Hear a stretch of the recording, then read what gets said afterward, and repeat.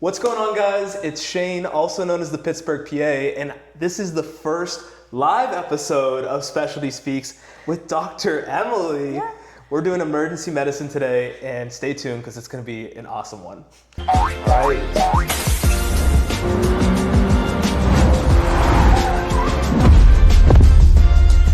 First off, I want to start by saying welcome to my place. Yeah. This is so cool because we kind of messaged each other on Instagram and we found out we're both in the Pittsburgh area. Yeah. It was so crazy because I don't have any social media friends here in Pittsburgh, and so it was just immediate oh my gosh, we need to meet up now, hang out and then just talk medicine. Yeah, absolutely. Yeah. Then once I found you, I started just discovering your page and doom scrolling on your page, and I was like, this is awesome. And I found out that you just finished residency. Yeah. Yeah. So that is so awesome. So crazy. Yeah. Wild. So what was that like? What was your residency like? Can you kind of touch on that? Yeah, so my residency was, it's a 3-year residency. So typically after you finish medical school, you have your MD, you have your DO, but you aren't specialized yet. And so I knew that I wanted to do emergency medicine for quite a bit of time. And so 3 years of training. You're medical school is hard. How hard is residency? You always hear, you see the shows, the TV shows, whatever. And you're I can do this. It's just 3 years have gone by so fast. And now I'm about to work as an actual attending physician. I'm on my own. I can't talk to mom and dad anymore because now I'm the mom to ask questions to. So it's just, it's wild. It's awesome. Yeah. What was the hardest year in residency? Oh my gosh. So definitely the first year. So intern year, stereotypically is the hardest, and I would 100% agree. At least in my residency program, your first year or just throughout, you're going to be spending time not just in the ER. So you're going to be in the ICU for me. You're also going to be doing trauma. So those are really important to know when you're in the ER as well. And so your first year, you are the least amount in the ER. And so in the ICU and trauma, you are going to be working the 80 hours a week, which is brutal on your soul. You go to work, you come home, you eat and sleep, and that's it. Yeah. And then you come back and you do it all over again. And you're a superhero because you did it and you had a baby during residency. Yeah.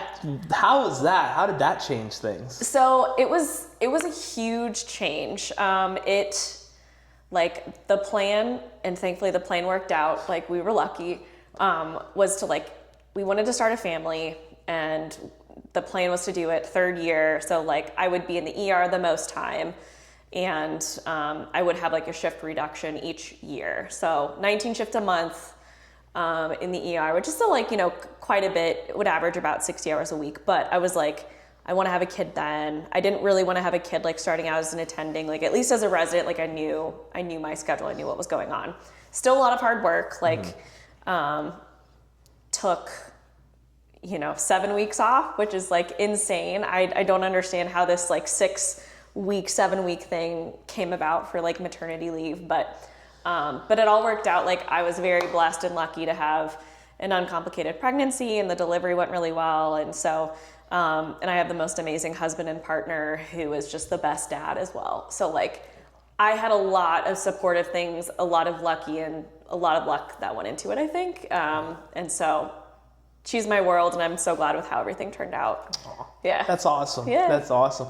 You mentioned your husband, and I think an interesting thing for a lot of people is how important your partner is during residency and during school, if you're a PA or whatever you're doing. And I know nothing compares to residency, but can you kind of touch on how that makes a difference and kind of how that impacted you and kind of gave you that boost to get through it? Yeah, absolutely. And I think, even if you don't have a partner, but as long as you have, it takes a village to raise a child. It takes a village to get anyone through schooling. So whether it's your partner, whether it's your family, your immediate family or close friends, you have to have you have to have something outside of your school, and that is like whatever hobby you have or just the people around you. But like if I did not have my husband to like be there to support me, and he's not in medicine, which I think like there's pros and cons to your partner being in medicine or not in medicine. Yeah.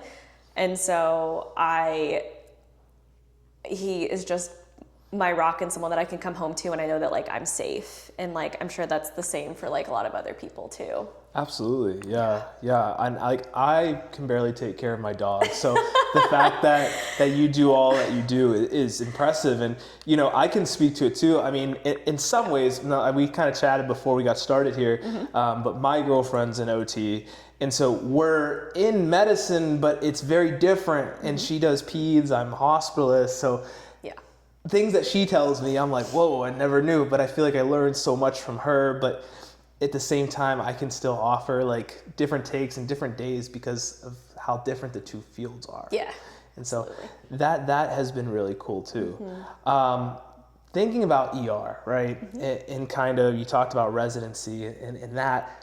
To you, what kind of person does it take to be in emergency medicine? What does that look like? Someone who's a student watching us, you know, what would you say you need to be like to be successful in that field? Yeah. So there are definitely many different personalities, but I would say first and foremost, it seems like we all have ADHD, diagnosed or otherwise. Things move very quickly. So being able to, you know, multitask, being able to delegate and like rely on your team. Because, you know, there's a patient that, you know, if they're really critically ill, they're going to need a lot of different things and they're going to need it all in a very short amount of time. And so just having really good communication with people and not trying to do everything all by yourself. I think that's one of the biggest things is, like I said, you just have to rely on your teammates. So. Yeah, absolutely. Did you always know it was ER for you, or was it something that kind of brought itself to the light? Yeah, I had wanted to do emergency medicine for a long time. I think I got the bug when I don't know what, like growing up, I always liked to do like fun, like adrenaline junkie things, but not that I was like doing a bunch of stuff, but as a kid, like I was, you know, we were jumping off of trestles into lakes, which is like totally illegal, but that's like the thing you do in like redneck USA, and that's what we did. So, you know, we do that. I liked roller coasters growing up. So like I kind of liked that. Blood and guts didn't really seem to bother me. Yeah. And so I became an EMT in college because I wanted to get the experience. I wanted to see if that was something I would enjoy. And I really liked it. And then in medical school, I always tried to keep an open mind. Like whenever I did, you know, third year, you start your clinicals and you're out doing the other specialties, trying to figure out what you want to do. And like the ER always stuck with me and nothing else really excited me. So it all worked out, and that's why we're here. Yeah, that's awesome. You know, with that, do you have any, and HIPAA compliant, but do you have any cases that like stick out to you from your residency, or what's some of the craziest things that you've seen in the ED? Yeah. I was like thinking about this last night, and it was like really hard because there are so many, I don't know, like there are several that kind of blur together. And I unfortunately think like the ones that stick to my head the most are like the ones that bother you the most, and the ones that like, you're like, could I have done something different? You know, whether it was like a really young patient and like, or there was like nothing you could do. Those are like the hardest ones. But what I will say that also gave me a laugh is like, the most satisfying ones are the patients that come into the ER and they like feel like shit, and you get them feeling 100% by the time they leave. So like, for example, like people come in because they've done things and they have objects in places where they shouldn't be. And like the most satisfying thing is when they come in, and you know, you lube up the hand, you stick it in, and you grab it, and they're like good as new. You don't have to like call GI, get anesthesia to like put them under so that they can go in. Like you take care of it all. There you go. And then they go home, and then they're totally happy because like you fixed the problem. Like those are the ones that give me us the most satisfaction. I would say. You might be on your own island with that one. In a way. But but I see what you're saying. Yeah. No, and that's awesome. That's awesome. And you know, as the hospitalist, right? You guys clean them up before we get to them. And I agree with you too. On a more serious note, the ones where you feel you could have done more, and the people that maybe you've lost, and that's very difficult. You know, I had an attending, and he was from Europe, and I remember he said to me, you know, we all have stadiums and graveyards, and he said no one looks at the stadium, but they spend a lot of time in the graveyard, and that kind of stuck with me a lot, because we spend so much of our time trying to help others, and we fixate on the ones we couldn't help, and I think that can sometimes weigh on provider, clinician mental health too. And like having that ability to kind of compartmentalize is a skill. Yeah, 100%. And I think that like the best, I don't know, it's kind of like the unfortunate way, but like how do you get to that point is like you get through it with practice and like experience. And so, and the repetition of it, unfortunately, like, it's hard. But I will say like the most satisfying, like one of the most satisfying parts of it is like whenever your patient, and they'll stick with you too, whenever your patient comes up to you and is like, thank you for everything you've done. Like when they thank you personally, they're like, thank you for what you've done for me, for your hard work, for like being kind. And like, I don't know about you in the hospital, maybe you get this, and I think it probably depends on like where you're at, but like some patient populations just appear more thankful than others. Like nothing against anyone else, like everyone's lived experiences are different, but like that helps the provider a lot too, just showing thanks. It helps me a lot, I would say. 100%. Even just the other day, I had a patient that came up to me and out of the blue hugged me. And, you know, it's like those kind of moments make you remember why you're there. Yeah. And why it's important to show up every day the same way, at least try to. And, yes. And I agree with you 100%. And so if you're a patient watching this, just know that we do appreciate the thanks. We do appreciate, and it means more to us probably than you know. Yeah. Absolutely. We remember it. Absolutely. You know, you mentioned this. I'm in the hospital. You're in the ED, and a classic rivalry in the hospital is the ED and the hospitalist group. Can be. You know, I think now that I have you, I love to hear your perspective and then go to my perspective, but I'm going to theorize that some of the pressures that are put on you guys and the pressures that are put on our groups cause us to clash from people that are higher up above us. Yeah. And so we can, we don't represent our employers. No, we don't. Not at all. Nope. But just to talk about the nature of the medical system and kind of how that plays a role. Do you have any comments on that? Yeah, I think like at least from the ER's perspective, when we see a patient who, and it also depends like, and this is kind of getting into the weeds, but like, do you have like an observation unit? And some hospitals, like their ERs have an observation unit that's not technically admitted to you, but that we might take control over. But like, at least in my perspectives, like let's not say that there's this observation unit, but like, say I have a patient who I'm like really concerned about. I have some tests that may or may not support like an admission, but like as a physician or as a doctor, whether it's a gut feeling, because sometimes medicine is all gut feeling, or like we've seen things, or like like worst case scenario is something bad happens to this patient if they go home. And if that's something that we can prevent, even if it's like, I just want them to stay overnight just so like to make sure that if that bad thing happens, they're like monitored and in the hospital. Sometimes I have that data to help support that claim. Sometimes it's like walking the edge and it's like, I swear to God, like this doesn't feel good.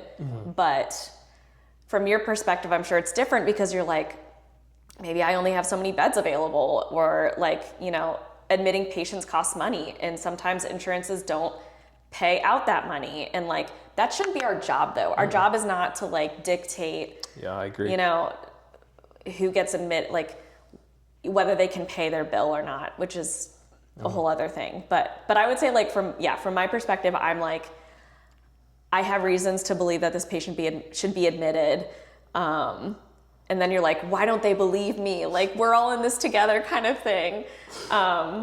But yeah, what do you think about that? Like, what's your perspective?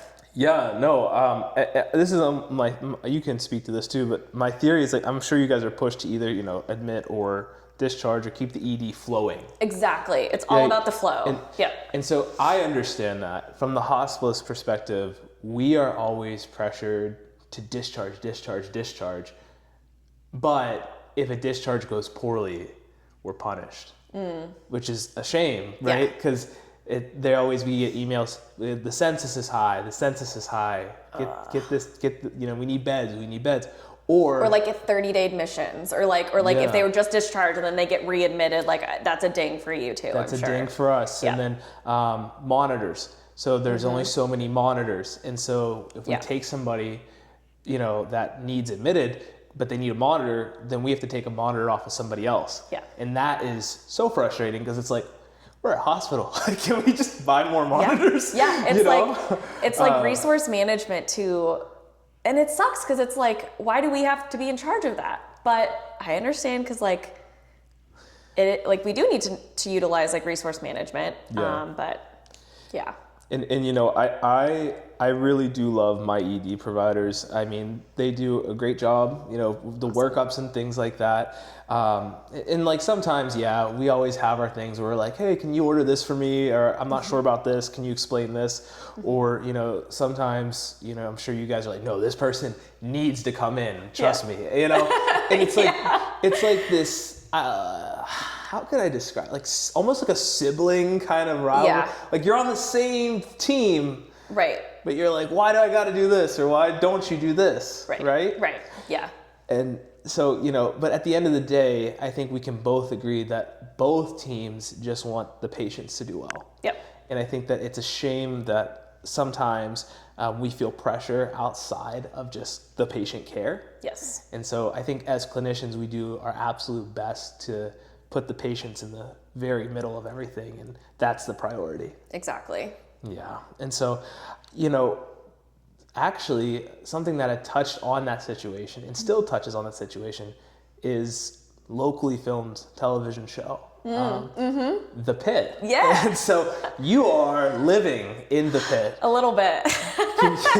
Can you tell me kind of how well the show does in representing the emergency room, especially in the Pittsburgh area? Yeah. And kind of speak to that. Yeah. I think, first of all, like, so cool that that's a thing. Like, I don't know if like you've driven by or like seen or you hear like when they're filming at like AGH. And so, but anyway, like I was pleasantly surprised at how well they kind of hit the emotions of trainees, like all the way from like medical students to like burned out attendings. And like it literally encompasses this wide spectrum.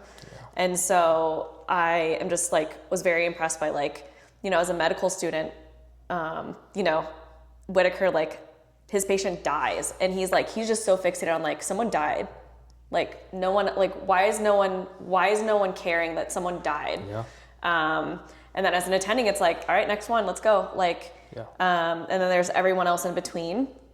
And so it's like and it's unfortunate, but like every person's experience and emotion is like entirely valid. And you might judge it and you might be like, well, why is this attending like super burned out and like heartless? And it's like, trust me, it's like we feel it every day, but it's like to do this job and to take care of the next person as if we didn't just suffer that loss and then potentially work at a lower level. Like you have to be the best for each patient. And so like, it's like you said it earlier, it's all about compartmentalizing.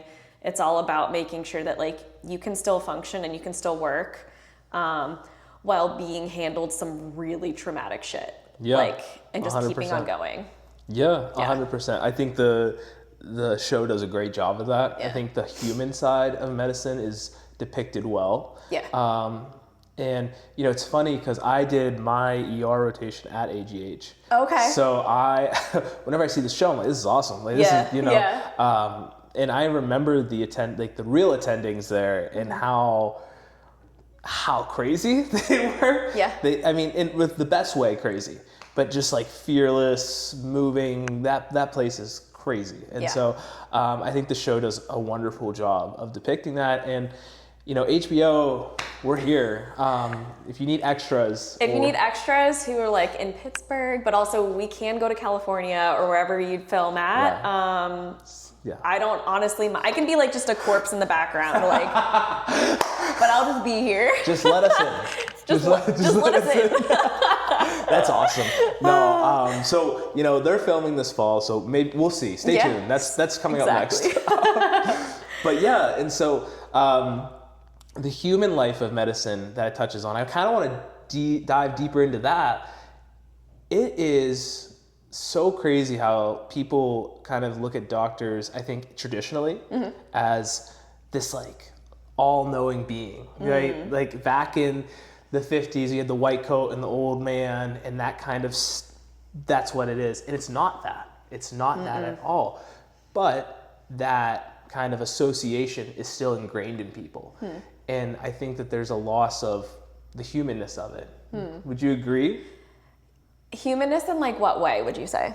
I'd say like that people make mistakes, people become burnt out. I see what you mean. People are doing their best. Yeah. I think that's like, I think that's the hardest. And especially, I don't know, like it's not even just in the ER too, but just like medicine in general is that people expect that everything's going to go correctly, or that like we have all these like, we have imaging and labs and like we're going to know what's going on at the end of the day or at the end of the appointment or at the end of the hospital stay.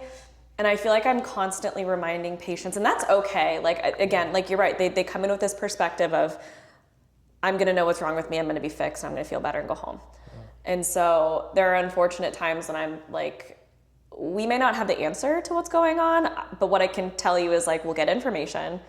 I will likely be able to tell you that like you're not experiencing a life-threatening illness. Something is still wrong. Something is still going on. I don't know what it is. You're going to need to, you know, either see your doctor again, see a specialist that we can't see in the ER right now. But yeah, I'll just say like, it's hilarious. I don't know, maybe like ER doctor, like some people are more used to like the tattoos and just like the piercings. And I feel like the vibe of the ER is a little bit more in that way, but just in general, like white coats are not as prevalent in the ER anyway. And I'm sure like throughout the hospital, that's kind of the vibe too. But it's like when I walk in and I'm just like the short like person and like I wear my mask, but I know that I still have like a youngish face and people are like, you're too young to be a doctor. And it's like, and like, while it's, yes, like I'm young and I'm not as experienced, it doesn't mean that like I'm not a physician or I don't have the experience or the knowledge to care for you. Which I know is another thing. Absolutely. But yeah, I think it's hard. I think in general, in like people in medicine are getting burned out, and it kind of bums us out when our patients don't trust us because like they think we're not trying hard enough. Or we're not doing the right things. I don't know. Yeah, no, and like how much you give to patients too, how much you try to be there, and when people feel like, you know, they don't want to trust you, it's hard. And there's a lot of physician and APP distrust, medical distrust nowadays. Even though, you know, like I've talked about, I did peds previously. And, you know, one of the biggest conversations that I've always had with people is the vaccines, right? And, you know, we're getting spicy here. I love the spice. I love the spice. But it's true. And when I would go in for well child checks, I would have to be like mentally prepared to be put on trial almost, where people are like, well, I this or I that, or this is this. You know, as clinicians trying to respond to that kind of wave, which I think really started after COVID. I think it got worse after COVID. But like, how do you manage that distrust? How do you earn that trust back? And I've been really struggling with this because like you know, as a doctor and a person in medicine, like I too believe in vaccines. I believe in the research, and I've posted some things on social media about like my daughter and like trying to like break like, okay, like I'm going to give my daughter vaccines. I want you to see her as an example because I trust that I trust medicine, I trust research, but like the public is not happy with that answer. Like despite you and I knowing like what the research says and what the numbers say and that the numbers can't lie, it's not convincing the public, and it's not helping with that trust. I don't have the answer. I don't know that a lot of people do. I think just like every day coming to work, trying to like, I think it does start with like personal conversations, and a lot of times people have that mistrust because they've been burned by medicine in the past, like whether it's a physician interaction or, you know, a family member, like something bad happened. And so there's just a lot of rebuilding that needs to take place. And I think it's just something that we just have to like keep on going every day. And like, medicine shouldn't be political, but it is. And so just trying to fight the misinformation and like making sure that the right people who make it into like higher levels of power are credentialed and like know what they're doing, and are medical people, you know what I mean? So absolutely, it's a long-winded answer, and I don't have the answer, the right one, but like we'll get there. I love it. No, I agree. It can be controversial, but I think that there's importance in it too. And you know, we're both on Instagram, and it's like people are like, medical professionals shouldn't be on social media. We should be professional. But like, we need to fight misinformation. There's a lot of misinformation. And so I 100% agree with that. Everyone's like, you can't, why are you a social media influencer? I'm like, because we have to influence the misinformation. We exist on this platform too. Like, obviously we're going to stay professional, that you should stay professional, but like there's a way to do both. Yeah, absolutely. And it's like one of those things where it's like, I see people that are like, I drank pollen and now I'm better. And then it's like, no, don't do that. What? No, please don't do that. Please. And so, you know, that kind of stuff. But yeah, I agree. I think it starts with building trust. And I think you made a good point about like people being burned by medicine or being brought up in a different field or just a certain way of living. Yeah. I get it. Like my parents both, they were not in medicine. They were not, my dad was blue collar truck driver. My mom was a stay-at-home mom. And I mean, I can see the system work on them and how difficult it can be for them to navigate. Yeah. Thankfully, you know, not to give myself all the pats on the back, but they have me to kind of help facilitate their appointments, and this is what this means. But if they didn't, I could see how easily they could be burned by medicine or they could be lost in the system. For sure.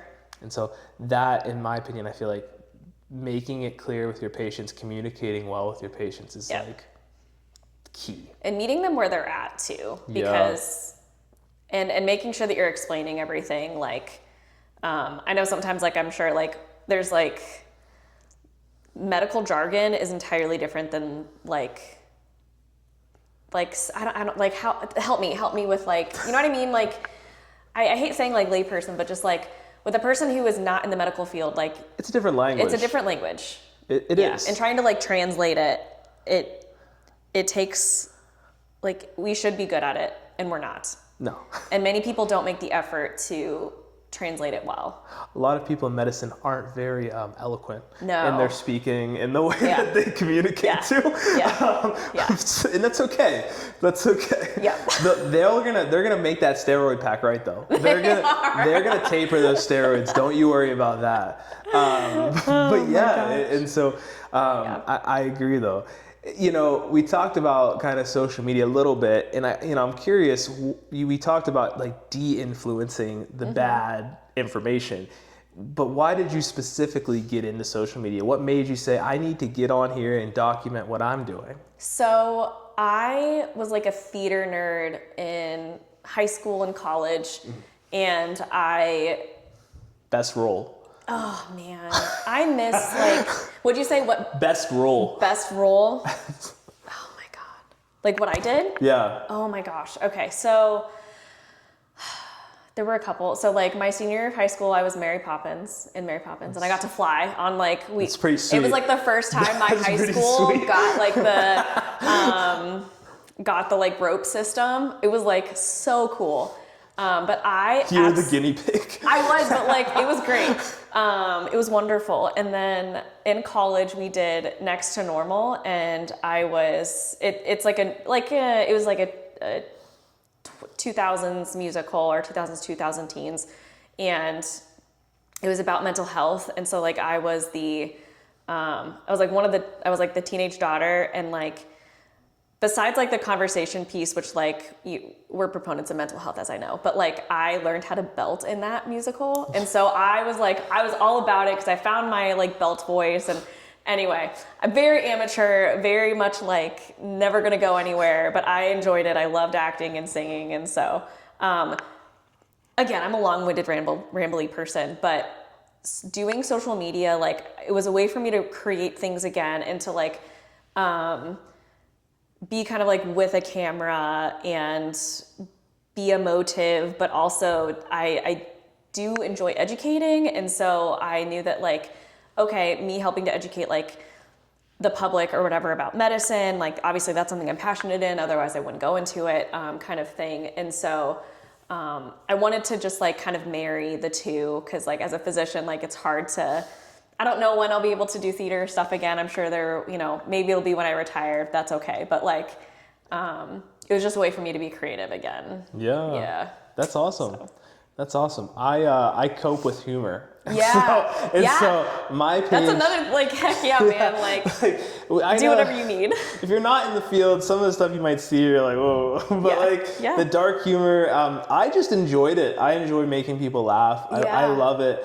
And so it's a line that we walk every day, of being on the bounds of professionalism. And so I try to think to myself when I post something like, hey, would a patient be upset if they saw this? And I remember I talked to Ash Durham, PA. Ashley, she was great. Mm-hmm. She came on here and she said the same thing. She was like, I'm trying to make sure my patients feel comfortable with what they see me do.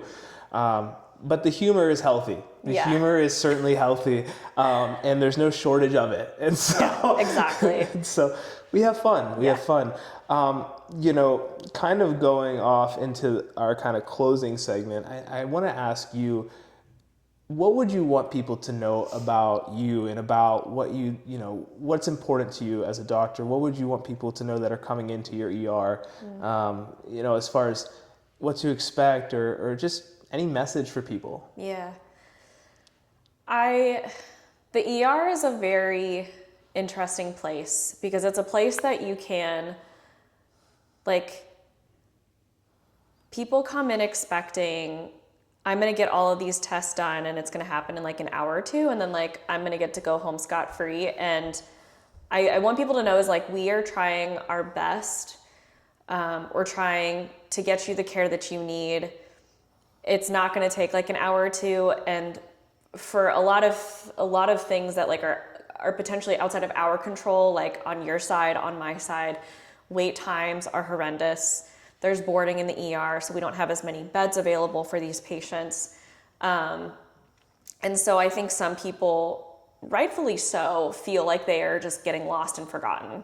And that is not at all what we think. And like, as a doctor, like I'm always keeping a tally of all of my patients. But at least in the ER, like we are constantly triaging people. Again, like how sick are you? Obviously we want to get you out as soon as possible. But it's like, we are being met with like a lot of challenges. We are trying our best to like fix our side of the problem. But just know that like, most of us are trying our best and we're going as hard as we can. And sometimes we're like hurting ourselves and like getting burned out and like, which is not the patient's fault, but like just having a little bit more